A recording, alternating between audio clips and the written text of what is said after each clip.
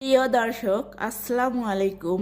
জলপাইয়ের টক ঝাল মিষ্টি আচার বানানোর জন্য 2 কেজি পরিমাণ জলপাই নিয়েছি। পানি দিয়ে জলপাইগুলো ঢেকে সিদ্ধ করে নেব।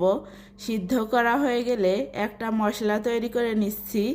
একটা প্যানের মধ্যে দিয়ে দিচ্ছি শুকনা মরিচ, পাঁচফোড়ন, জিরা, ধনিয়া ও মৌরি। একটু নেড়েচেড়ে ভেজে আধভাঙ্গা করে ব্লেন্ড করে নিয়েছি। তারপর জলপাইগুলোকে হাত দিয়ে খুব ভালোভাবে চটকিয়ে নিচ্ছি।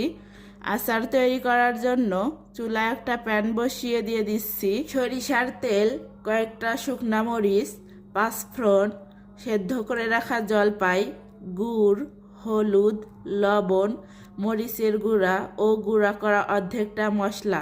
এখন সব কিছুকে নেড়েচেড়ে মিশিয়ে জাল করে নিচ্ছি। নামানোর আগে বাকি অর্ধেকটা মশলা দিয়ে নেড়েচেড়ে নিচ্ছি।